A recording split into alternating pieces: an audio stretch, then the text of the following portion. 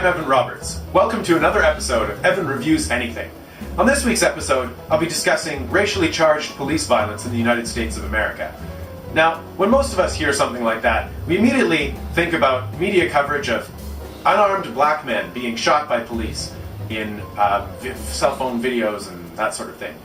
Now, the most striking and ridiculously unfair example of this being Charles Kinsey, in my opinion. He was a Florida man who works as a caregiver for an autistic man who, when the confrontation with police occurred, lay down on the ground on his back, put his arms in the air and yelled to the police that he was a care worker, that the man that he was looking after is autistic and was playing with a toy, and that it wasn't a gun, and neither of them were armed. And while he was doing this, one of the police officers there shot him in the butt.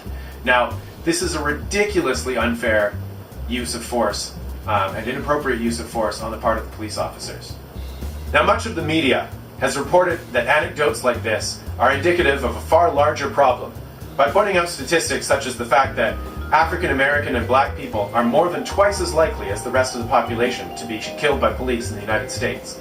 So this indicates that the problem is caused by a tremendous systemic issue with racist practices and racist values within police forces in the United States. Or does it? If you look at statistics for arrests in the United States, you'll see that the same African American and black people who are more than twice as likely to be killed by police are almost 3 times as likely to be arrested by police, and more than 8 times as likely to be arrested by police for murder and manslaughter. So what this means is that it's not that the police are disproportionately killing African Americans, particularly young African American men, in confrontational situations.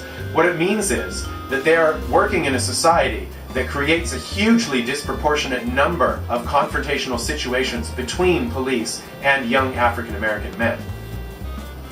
So, how is American society creating all of these confrontational situations? Well, they're doing it in large part by raising far too many African Americans in environments where they're faced with astronomically high rates of unemployment, teen parenthood, single parenthood, and intergenerational poverty. Now, I wouldn't be doing this topic justice if I didn't address the Black Lives Matter movement. In particular, I would like to talk to people who have a negative emotional reaction to the phrase Black Lives Matter, just with an explanation and a really useful analogy. You see, when somebody says Black Lives Matter, they're not trying to suggest that other lives don't matter. Of course, all lives matter. But the reason why they're saying it is because they're dealing with a problem that hugely disproportionately affects black people.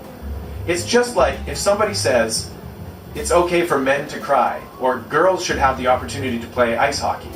What they're not saying is that it's not okay for women to cry, or that boys shouldn't have the opportunity to play ice hockey. They're saying it like that because it's within the context of a society that has always taken for granted the fact that it's okay for women to cry and that it's okay for boys to play ice hockey. Just like we live in a society that has always taken for granted that white lives matter. Thank you for watching, and tune in next time to watch me review Wasps.